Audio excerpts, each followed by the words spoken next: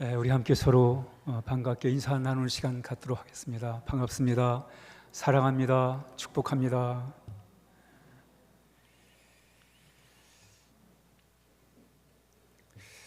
다윗에겐 여러 아들들이 있었습니다. 그런데 특별히 그 셋째 아들이 압살롬인데, 그 압살롬이 아버지를 대신해서 자신이 왕이 되겠다고 그래요. 그러면서 그 아버지의 신하들을 자기 앞으로 이렇게 민심을 돌립니다. 그리고 때가 되었을 때 헤브론으로 그 당시의 이스라엘의 지도자들을 다 불러 모아요. 그래 놓고는 스스로 왕이 됩니다. 아버지가 시퍼렇게 살아있는데 자신이 왕이 되어버린 거예요. 그리고는 전 이스라엘 방방곳곳에 압살롬이 왕이 됐다고 소문을 쫙 퍼뜨리는 거예요. 이때 그러놓고는 이제 군사를 동원해가지고 아버지 자리 뺏겠다고 헤브론에서 예루살렘 왕궁으로 쳐들어오는 거예요. 이때 이 아버지가 이 소식을 듣게 돼요. 근데 이 아버지가 막을 생각은 안 하고 빨리 도망가자고 자신의 그 신하들을 불러가지고는 빨리 도망가자고 막 그러는 거예요.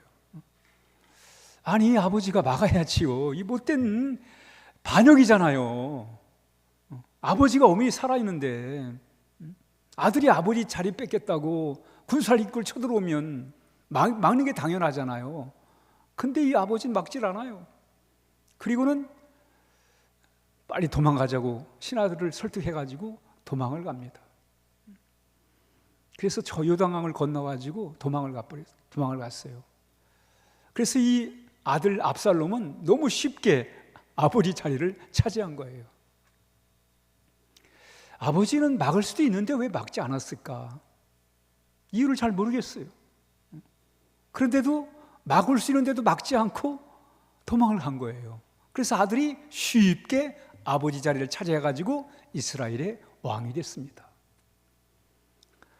그런데 이 아들이 말이죠, 그 아버지를 죽이겠다고 이제는 도망간 아버지를 향해서 또 군사를 이끌고 쳐들어가는 거예요. 아니, 아버지 자리 뺏었으면 됐지, 무슨 아버지까지 죽이려고 그래. 그 신하들이 그러는 거예요. 저 아버지를 살려두면 이 왕권이 강화된답니다. 아버지 제거해야 됩니다. 그래야 당신이 오래오래 왕을 노릇할 수 있습니다. 그렇게 얘기를 하는 거예요. 그리고 그 못된 신하의 말을 듣고는 압살롬이 군사를 이끌고 아버지 죽이겠다고 또 도망간 아버지를 찾아가는 거예요. 이때 아버지 밑에 여러 신하들이 이제 더 이상은 우리가 안 된다, 막아야 된다, 왕을 설득해요. 그때 이제 다윗 왕이 그럼 나가서 막아보라고 얘기를 합니다. 그러면서 이제 장수들을 보내면서 아주 신신당부를 하는 게 있어요. 그게 뭐냐면 내 아들 압살롬은 손대지 말아라. 전쟁을 하더라도 죽이지는 말아라. 해치진 말아라. 아주 신신당부를 해요. 아니, 아버지에게 반역을 일으켜가지고 아버지를 빼앗은 그 못된 아들을 이제는 아버지 죽이겠다고 칼 들고 군사들 이끌고 오는데 말이죠, 그 아들을 해치진 말라는 거예요. 해치지 말라고 말이죠. 그게 이제 다윗의 군사들이 가서 이제 갔는데 압살롬의 군사들이 숫자는 많은데 상대가 밀리는 거예요. 순식간에 아버지 군대가 제압을 합니다. 그리고는 아들 압살롬을 죽이게 되죠. 압살롬이 패하고 도망가다가 상수리 나무에 머리가 걸려가지고 결국은 거기서 잡혀 죽게 돼요. 죽게 되었을 때 이제 이 전령을 이제 보내는데 아버지는 그 장수들을 전쟁터에 보내놓고는 너무 마음이 다른 거예요. 그래갖고는 소식 오기를 기다립니다. 그 이제 전령이 소식을 가지고 와요. 왔는데 이 전령이 하는 말이 왕이여, 우리가 이겼습니다 라고 막 그러는 거예요. 그랬더니 그 이겼다는 거에 대한 별로 관심이 없어요. 좋아하질 않아요. 이겼으면 얼마나 좋은 일입니까? 그렇잖아요. 이겼는데. 그런데 좋아하지 않고 거긴 관심도 없고 아들이 어떻게 됐냐고 묻는 거예요. 내 아들이 평안하냐고, 아들은 괜찮냐고 묻는 거예요. 그 철천지 원수 같은 자식 말이죠. 괜찮냐고 물어요. 근데 이 전령이 맞대놓고 말을 못해요. 아버지가 그렇게 물은데 어떻게 말을 하겠어요. 그래가지고 둘러댑니다. 우리가 이긴 것까지는 확실히 아는데 그 아들이 어떻게 된 거는 모르겠다고, 알면서 모르겠다고 그래요. 아버지가 이긴 건 별 관심이 없고 승리한 건 관심이 없고 오직 아들에 대해 그런 관심을 갖고 있으니까 솔직하게 대답을 못한 거예요. 그 두 번째 전령이 이제 와가지고는 또다시 물어요. 아버지가 아들은 괜찮냐고, 아들은 괜찮냐고. 근데 사실대로 말을 하지요. 그랬더니 이 아버지가 그 아들을 위해서 엉엉 울면서 내 아들 압살롬아, 내 아들 압살롬아, 차라리 내가 죽었으라면 더 좋을 것을 하면서 이렇게 이야기가 마무리가 되고 있습니다. 오늘 그 이야기를 바탕으로 해가지고 한번 따라합니다. 참된 효도, 참된 효도. 오늘 어버이 주일을 맞이해서 참된 효도란 무엇일까? 우리에겐 자식이 있고 또 부모가 있잖아요. 물론 이 세상을 떠난 부모님도 계시고 살아계신 생전에 계신 부모님도 계시지만 우선 우리에겐 생전에 계시던 떠나셨던 우리에겐 부모님이 계십니다. 그래서 오늘 이 어버이 주일에 참된 효도란 무엇일까에 대하여 잠시 함께 좀 말씀을 나눠보도록 그렇게 하겠습니다. 참된 효도, 한번 따라합니다. 참된 효도. 참된 효도는 무엇일까에 대하여, 또 어떻게 하는 게 참된 효도인가에 대하여 잠시 함께 말씀을 나눠보도록 하겠습니다. 그럼 먼저 한번 따라합니다. 참된 효도를 위해서 한번 따라합니다. 부모님 마음을 알자. 그러니까 여러분, 효도의 기초가 뭐냐면 부모님의 마음을 아는 거예요. 내가 부모님한테 뭘 해드리고 뭐 어떻게 뭘 하고 그거 앞서서 먼저 효도가 시작이 되려면 부모의 마음을 알아야 돼요. 부모의 마음을 아는 거예요. 부모의 마음을 아는 게 그게 효도의 시작이에요. 진실된 효도는 부모님의 마음을 아는 것에서부터 시작이 되는 거예요. 그래서 부모님의 마음을 우리가 아는 게 중요합니다. 효도를 하려면. 그래서 오늘 이 이야기 속에서 부모의 마음이 도대체 어떤 마음이길래, 그래서 우리 한번 같이 이 오늘 다윗의 이야기 속에서 부모의 마음이 어떤 마음인가를 한번 좀 살펴보도록 그렇게 하겠습니다. 이 아들이 아버지 자리를 탐을 하고 아버지 자리, 왕 자리를 뺏겠다고 이 압살롬이 군사를 이끌고 아버지가 있는 왕궁으로 쳐들어와요. 쳐들어오는데 이 아버지의 태도가 좀 이상해요. 이 다윗 아버지의 태도가 어떠냐 한번 보죠. 뭐라고 그러나? 시작. 그러자 다윗은 자기와 함께 예루살렘에 있던 모든 신하들에게 말했습니다. 서둘러 떠나야겠다. 서두르지 않으면 압살롬에게 잡히고 말겠다. 압살롬이 우리를 잡으러 오기 전에 어서 이곳을 떠나자 그래요. 그런데 이 아버지의 행동이 좀 이상해요. 뭐가 이상하냐면 사실은 다윗은 아주 용감무쌍한 사람입니다. 전쟁을 많이 치렀어요. 또 전쟁할 때마다 이긴 사람이에요. 그런데 아들의 군사가 쳐들어온다니까 그 얘기를 듣고 막아낼 생각은 안 하고 도망갈 생각부터 하는 거예요. 신하들에게 야 빨리 도망가자, 서둘러 도망가자고 막 도망가자고 얘기를 해요. 근데 사실 도망갈 필요가 없어요. 왜? 지금 신하들이 많이 압살롬 아들 쪽에 갔지만 아직도 참 좋은 장수들이 다윗 곁에 있습니다. 다윗 왕을 위해서 싸워줄 수 있는 장수들이 아직 남아있어요. 이 장수들한테 시키기만 하면 가서 싸울 거예요. 근데 가서 막으란 말은 안 하고 빨리 도망가자 이 얘기부터 하는 거예요. 또 하나가 뭐냐면 예루살렘은 지형적으로 공격하기는 어렵지만 막아내는 데는 아주 용이한 난공불락에 함부로 누구라도 함부로 침략할 수 없는 그런 안전지대입니다. 그런 안전지대에서 또 왕 자신을 위해 싸워줄 장수들이 있는데 빨리 도망가자? 이건 좀 말이 안 되잖아요, 그렇죠? 왜 아버지 다윗이 이러는 걸까? 기본적으로 막을 때까지 막다가 뭐 안 되면 도망가더라도 할 것인데 싸워보지도 않고 빨리 도망가자고 말이죠. 이런 얘기를 하는 거예요. 그리고는 아버지가 그 자리를 그냥 쉽게 내줘버려요. 이 모습을 보면서, 이 다윗의 이 모습을 보면서 부모의 마음을 우리가 살펴볼 수 있는 거예요. 부모의 마음이 뭐예요? 자식이 뺏겠다니까 그냥 줘버리잖아요, 여러분. 그 왕자리 어떻게 얻은 왕인데, 어떻게 얻은 예루살렘인데 그냥 쉽게 줘버려, 아들한테 줘버려요. 그리고 도망가 버려요. 이게 부모의 마음이에요. 한번 따라합니다. 가진 것을 내어주는 것이 부모의 마음이다. 그렇죠, 여러분.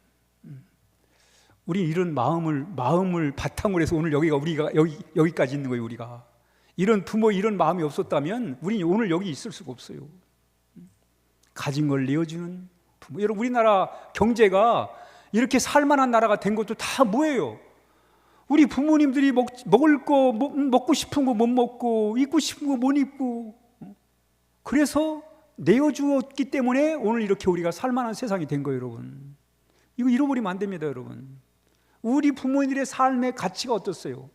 자기는 못 먹어도 자식은 먹이려고 하는, 자식은 자기는 입지 못해도 자식한테는 입히려고 하는 그 가진 것을 내어주는 그 마음이 있었기 때문에 오늘 우리가 이렇게 나름대로 살만한 세상에서 살게 됐다는 것입니다. 오늘 다윗이 아들이 자리 뺏겠다고 쳐들어오니까 그냥 도망가 버리세요. 도망간 게 아니라 그냥 내어준 거예요. 자식이 뭐 아버지 자리 뺏겠다는데 그거 갖고 좀 싸울 수 없으니까 내어준 거예요. 여기서 우리는 첫 번째 부모의 마음, 그죠? 내어주려고 하시는 그런 마음을 우리가 엿볼 수 있다는 거예요. 이런 좋은 마음 때문에 오늘 우리가 이렇게 살만한 세상에서 살게 되었다는 겁니다. 이게 부모의 마음이란 말이죠. 가진 거를 주려고 하는, 내어주고자 하는. 자신이 얼마든지 쓸 수 있는데 안 써요. 자신이 얼마든지 자기가 본 건데, 자기가 얻은 이익인데 자기가 얼마든지 써도 할 말이 없는데도 그걸 쓰질 않는 거예요. 자식한테 다 내어주는, 이게 부모의 마음이라는 거예요. 그러면서 그래가지고 결국은 자리를 내어주고 도망을 갔잖아요. 근데 이 자식이, 이 압살롬이 아버지 자리 뺏었으면 됐잖아요, 그렇죠? 뭐 자리 차지했으니까, 아버지가 내어줬 자리 차지했으면 그거로 끝나면 괜찮은데, 아마 신하가 그랬던 것 같아요. 압살롬이요, 저 아버지 살려두면 앞으로 당신 자리가 위태해, 안전하지가 않아, 왕 권력이 안전하지 않아. 그러니까 아버지 제거해야 돼, 죽여야 돼. 아마 그랬는 것 같아요. 그랬더니 아들이 또 그 얘기를 듣고는, 이 잘못된 이 신하의 말을 듣고는 압살롬이 아버지 죽이겠다고 칼을 들고 군사들과 같이 도망간 아버지를 찾아오는 거예요. 그러니까 아버지가 어떻게 해야 돼요? 아버지 밑에 있던 신하들이, 왕이요, 다윗 왕이요, 이젠 더 이상 안 됩니다. 막아내야 됩니다. 막아야지요, 그렇죠? 여기서 막아야지요. 이 못된 자식 막아야지요.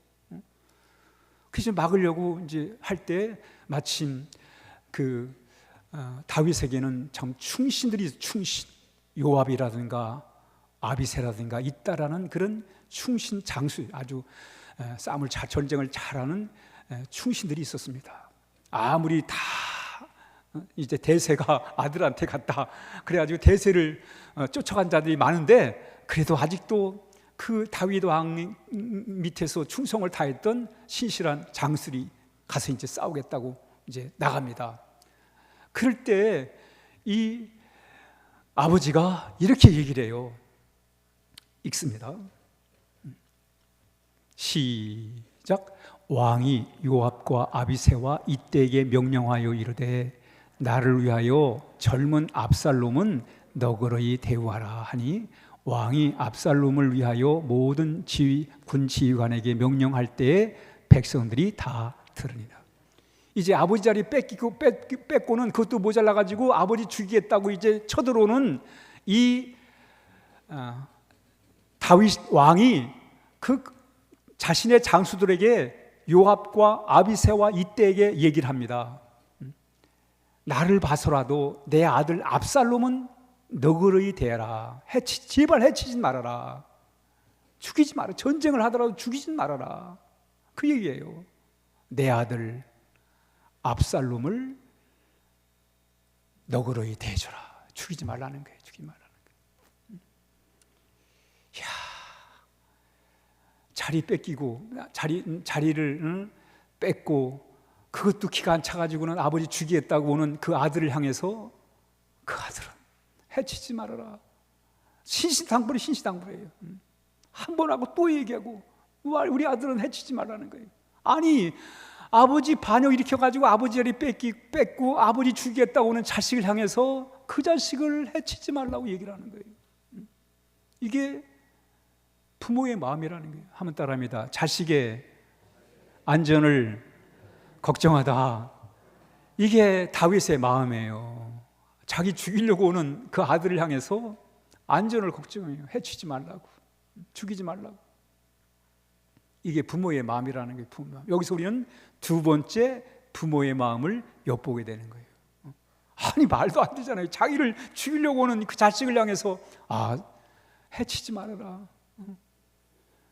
이렇게 얘기를 하고 있단 말이죠. 그래가지고는 이제 결국 이제 전쟁을 하게 되었고, 그리고 다윗의 군사들이 이 압살롬을 전쟁통에 죽이게 됩니다.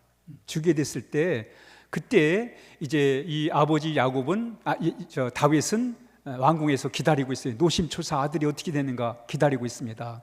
기다리고 있을 때 이제 전령이 와요. 전령이 옵니다. 있습니다. 시작. 왕이 이르되 젊은 압살롬은 잘 있느냐 하니라.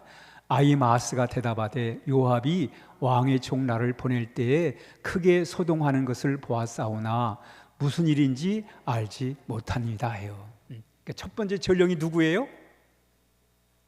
전령이 누구예요? 네, 아히마아스예요. 아히마아스. 이 아히마아스가 이제 와서는 왕이여 기뻐해 주십시오. 우리가 이겼습니다.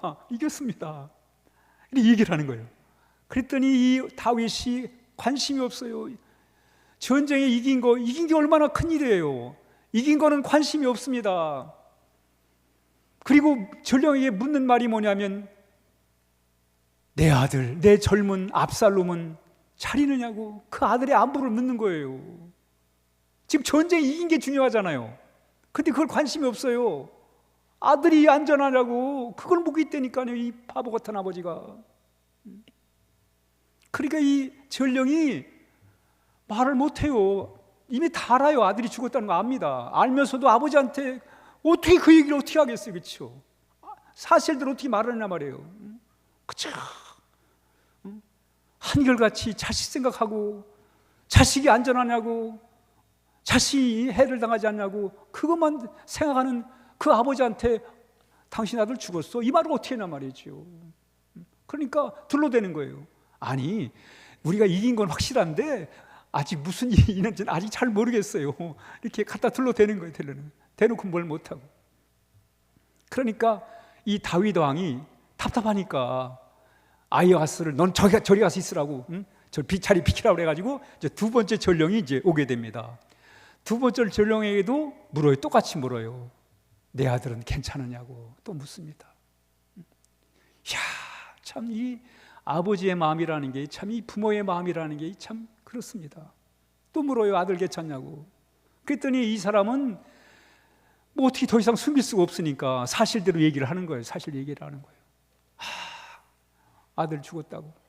그랬더니 이 다윗이 읽습니다. 시작. 왕의 마음이 심히 아파 문 위층으로 올라가서 우니라. 그가 올라갈 때 말하기를 내 아들 압살롬아 내 아들 압살롬아 차라리 내가 너를 대신하여 죽었다면 아들 압살롬 내 아들아 하였더라. 이야, 이 부모의 마음이라는 게 신기한 거예요, 그렇죠? 그 아버지 자리 반역을 일으켜가지고 아버지 자리 빼앗고 그것도 모자라가지고 아버지 죽이겠다고 칼 들고 쳐들어온 그 아들을 향해서 차라리 내가 죽었으면 좋을걸, 내가 죽었으면 좋을걸 이러고 엉엉 우는 거예요. 한번 따라합니다. 자식의 고통을 자신의 고통으로 여긴다. 이 어머니의 마음, 자식은 못 먹어도 자식은 먹이려고 하는 마음, 자나까나 자신의 안전을 늘 염려하는 이 부모의 마음, 그 자식의 고통이 내 고통이라고 생각을 하면은 이렇게 참 괴로워하는 이 다윗의 마음 속에서, 다윗의 모습 속에서 이게 부모의 마음이구나. 그쵸? 내어지고 자식의 안전을 걱정하고 자식의 고통을 자신의 고통으로 이렇게 공감하는 이 부모의 마음. 여러분, 이 마음을 아는 게 중요하다는 거예요. 이 마음을 아는 게 그게 바로 철이 드는 순간이고, 그 마음을 알 때 비로소 우리가 효도를 시작할 수 있다는 거예요. 여러분, 사람이 사람답게 살아간다는 거, 이 중요한 게 뭐냐면 우리는 하나님을 아는 거예요. 하나님 아는 거. 하나님 알 뿐만 아니라 부모의 마음을 아는 거예요. 하나님의 마음과 부모의 마음, 이 마음을 아는 거예요. 그게 바로 우리가 여러분 이 세상을 살아가면서 삶의 원리가 그렇게 복잡하지 않아요. 복잡하지 않습니다. 사실 우리 사회를 보세요. 여러분, 상식만 지켜도 사회가 이렇게 혼란스럽지 않습니다. 여러분, 자꾸만 상식조차도 못 지키니까 우리 사회가 혼란스럽고 어려운 거예요. 이런 거예요. 뭐 대단한 무슨 고차원의 법이 필요한 게 아니에요. 여러분, 이 세상의 질서를 잡고 서로 같이 함께 사는 데는 대단한 무슨 아주 그냥 고차원적인 법이 있어야 되는 게 아니라 아주 기본적인 상식만 갖고 살아도, 여러분, 왜 법을 왜 만들어요? 상식이 지켜지지 않으니까 법을 만드는 거예요. 왜 법이 많아져요? 상식을 안 지키면 법이 많아지는 거예요. 상식만 지키면 법을 만들 게 뭐가 있어요, 여러분? 각자 양식으로 살아가는데. 근데 그 기초가 뭐냐면 부모의 마음이란 말이에요. 부모의 마음을 갖고 살아가는 거예요. 이 노녀에 이런 말이 있습니다. 우리 함께 읽습니다. 시작. 자식이 능히 부모의 마음으로 마음을 삼을 것 같으면 효도할 것이다. 이거예요, 여러분. 그러니까 효도의 시작은 부모의 마음을 아는 거예요. 자식이 능히 부모의 마음으로 그 마음을 삼을 것 같으면 그게 효도예요. 그게 효도예요. 그 마음을 가지고 살 때 그 사람은 좋은 사람이에요. 우리 사회가 좋아지는 거예요, 여러분. 부모의 마음. 그러니까 여러분, 부모의 마음은 하나님 다음으로 아주 귀한 마음입니다. 아주 소중한 마음이에요. 우리가 이 마음을 가지고 살아갈 때 거기서 효도가 시작이 되는 거예요. 효도가 시작이 되는 거예요. 부모의 마음을 깨달을 때. 여러분, 우리가 젊은 날에 못된 짓을 하다가 나중에 이제 철이 들고 깨닫고 반성하고 새로운 삶을 살아간 사람들 얘기를 들어보면 다 언제 사람이 바뀌는가? 부모의 마음, 엄마의 마음을 깨달을 때, 그때 비로소 철이 드는 거예요. 그때 비로소 인생의 깨달음을 갖게 된단 말이죠. 그러니까 부모의 마음은 참 소중한 거예요. 하나님 마음 다음으로 부모의 마음은 귀한 마음입니다. 우리가 이 마음을 가질 때 비로소 효도가 시작이 된다는. 그러니까 무슨 얘기예요?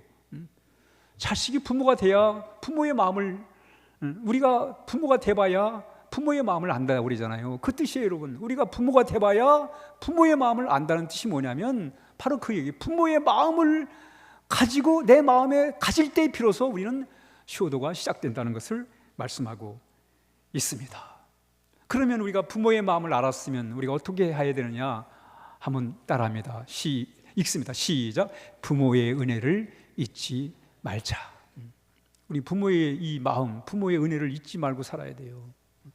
생전에 부모님이 계시던 이 세상에 안 계시던 우리 늘 이 마음에 대한 고마움만 하고 살아야 돼요, 여러분.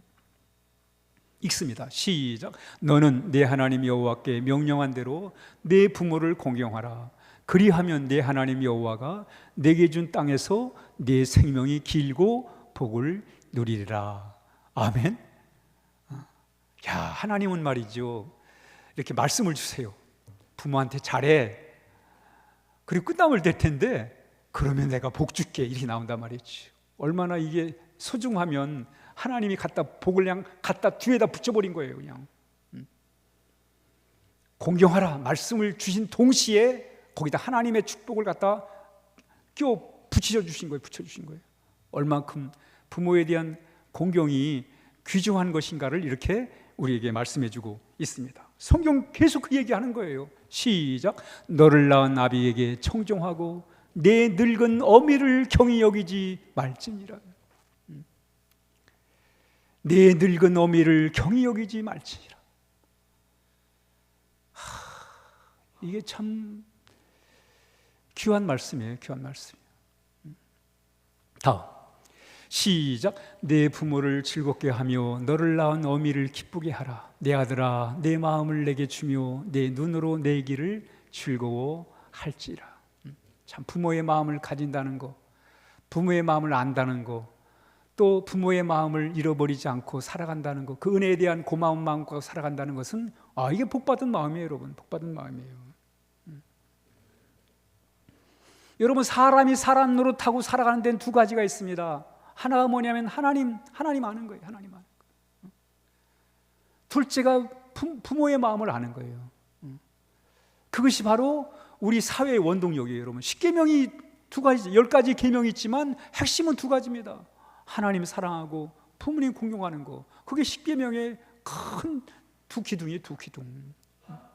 이 원리가 우리 사람 사는 세상에 질서를 잡아주고 또 서로 함께 어울려 살 줄 아는 가장 기본적인 것이 바로 하나님 아는 것, 또 부모를 아는 것, 바로 두 가지임을 오늘 우리에게 말씀해 주고 있습니다. 바울이 디모데에게 편지를 하면서 이런 얘기를 해요. 이런 말씀을 해요. 우리 한참 읽어봅니다. 시작. 만일 그 과부에게 자녀나 손자가 있거든 그들이 먼저 집에서 효도하는 법을 배우게 하십시오. 그렇게 하는 것이 부모님의 은혜에 보답하는 것이며 하나님을 기쁘게 해드리는 일입니다. 야, 하나님이 좋아하시는 일이 뭐냐면 과부에게 자녀나 손자가 있거든 그들이 먼저 집에서 효도하는 법을 가르쳐라. 그러니까 성경은 효도하는 법을 가르치라는 거예요. 이게 성경의 가르침입니다. 자식들로 하여금 부모를 공경하는 것을 가르치라는 거예요. 가르치는데 오늘 바울은 특별히 홀로 된 어머니의 자식들에게 효도를 가르쳐라 이렇게 강조하는 거예요. 이게 무슨 말이지요? 그냥 부모님의 모든 자식들에게 효도를 가르쳐라 이렇게 말하면 되는데 유독 홀로 된 어머님의 그 자식들에게 효도를 가르치라 이렇게 말한단 말이죠. 왜 바울이 이걸 강조하는가? 왜 홀로 된 엄마에게 그 자식들에게 더 효도를 가르치라고 그래요? 이거예요, 여러분. 부모가 건강하고 가지게 많으면 자식들 그거 봐서 잘해요. 그렇잖아요, 여러분. 오늘 세상 돌아가는 걸 보세요. 부모가 좀 건강하고 또 좀 가진 게 있으면 자식들 잘합니다. 잘해요. 근데 부모가 가진 게 없고 약하면 안 하려고 그래요. 야, 바울은 이걸 어떻게 알았지? 결혼도 안 했으면서 바울이 그 얘기를 하는 거예요.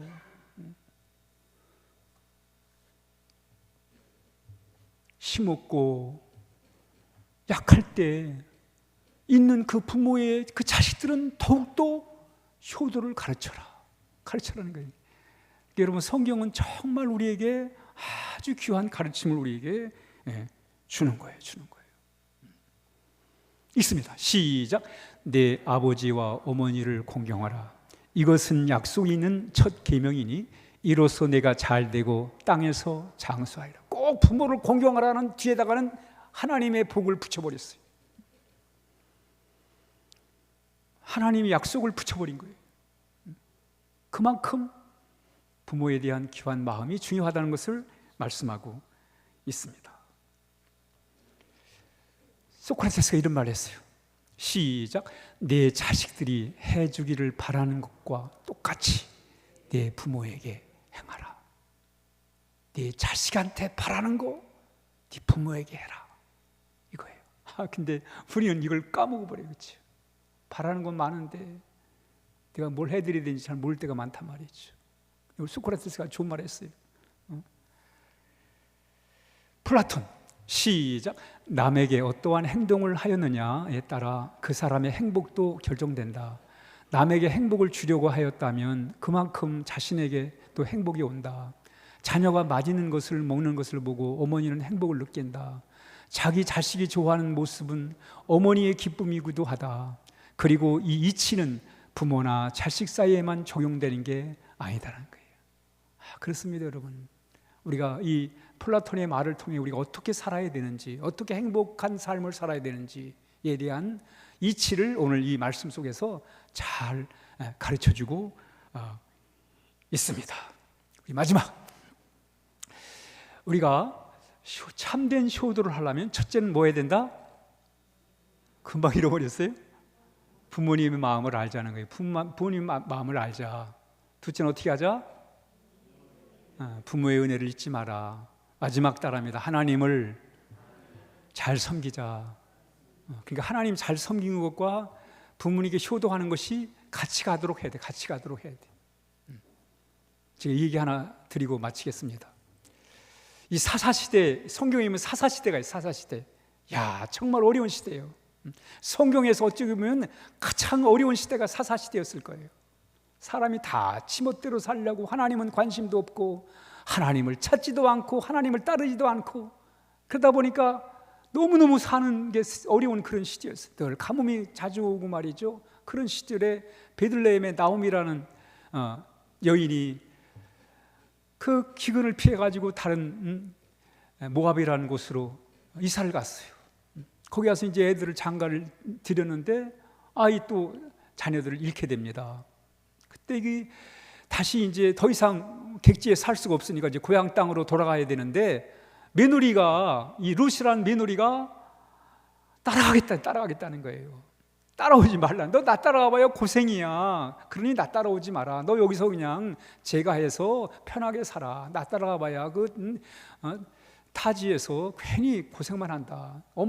시어머니는 안 데려가려고 그래요. 근데 며느리가 죽자 사자 따라가겠다는 거예요. 한번 보죠. 시작. 그러자 룻이 말했습니다. 저더러 어머니를 떠나라고 하거나 어머니 뒤를 따르지 말라고 하지 마십시오. 저는 어머니가 가시는 곳에 따라가고 어머니가 사시는 곳에서 살겠습니다. 어머니의 백성이 제 백성이고 어머니의 하나님이 제 하나님이십니다. 이야기 속에서 하나님을 섬기는 것과 부모님을 섬기는 것이 같은 맥락에서 이루어진다는 것을 오늘 이 이야기를 통해서 발견하게 되는 거예요. 따로 노는 게 아니라 하나님 잘 섬기는 것과 부모 섬기는 것은 일치하는 거다, 같이 가는 거다라는 것을 오늘 이 본문에서 우리에게 말씀해주고 있습니다. 결론입니다. 읽습니다. 시작. 참된 효도.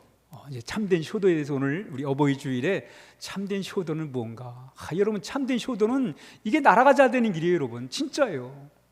진짜 참된 효도는 나라가 잘 되는 길이에요. 나라가 복받는 길이에요, 여러분. 이거는 점점 갈수록 가정이 파괴되고 가정의 소중함이 점점 시들어지고 말이죠. 이런 시대에 부모님 공경하라, 이 무슨 구닥다리 같은 말인가 우리가 생각할지 모르지만 이게 가정을 지키는 길이에요, 여러분. 가정을 소중히 여기는 길이라니까요. 아무리 문화가 발전하고 세상이 변했어도 우리가 기본적인 가치는 붙들고 살아야죠. 사람이 사는 세상인데, 사람이 사는 세상에는 사람이 살아야 될 가치라는 게 있잖아요. 붙들고 지켜야 될 가치가 있잖아요. 그 가치 중에 하나가 뭐예요? 그게 부모님에 대한 효도의 마음이에요. 그 효도의 마음을 우리가 어떻게 가질 수 있는가? 첫째 읽습니다. 시작. 부모님의 마음을 알자. 부모님 마음처럼 좋은 게 어디 있어요? 이런 마음 가지고 우리도 지금 그래도 부모님의 영향을 받아가지고 그 마음 갖고 살잖아요, 여러분. 그래서 자식을 사랑하는 것이고 자식을 위해서 어떤 애를 쓰잖아요, 여러분. 이 마음이 얼마나 아름다운 마음이에요. 정말 고귀하고 순결하고 거룩하고 존엄한 마음이 부모의 마음. 그 마음을 알고 우리가 그 마음을 가지고 살아가는 것은 너무나 귀한 거예요. 둘째, 시작. 부모님의 은혜를 잊지 말자. 우리는 부모님에 대한 늘 고마운 마음 가지고 그게 행복인 것 같았죠. 그래도 참 이렇게 부모님에 대한 어떤 그런 마음을 가지고 산다는 자체가 복이라는 거예요. 마지막, 시작. 하나님을 잘 섬기자.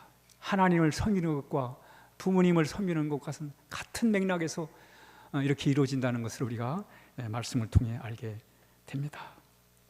우리 모두가 다 효도의 삶을 사시기를 원하십니까? 기도하겠습니다. 우리 어버이 주일을 통해서 이렇게 또 주신 말씀 기억하면서 우리가 우리 마음에 효도의 마음을 가지고 산다는 게 얼마나 아름답고 귀한 것인가를 우리 말씀을 통해 알게 됐습니다. 이제는 우리가 우리의 삶 가운데 그런 귀한 마음을 갖고 살 수 있도록 하나님 인도해 달라고 우리 같이 함께 기도하겠습니다.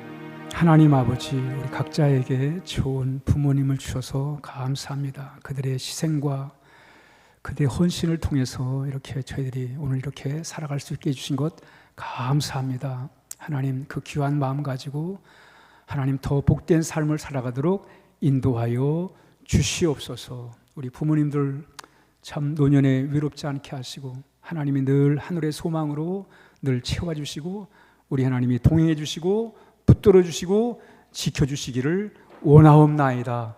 하나님 감사합니다. 예수님의 이름으로 간절히 기도하옵나이다. 아멘.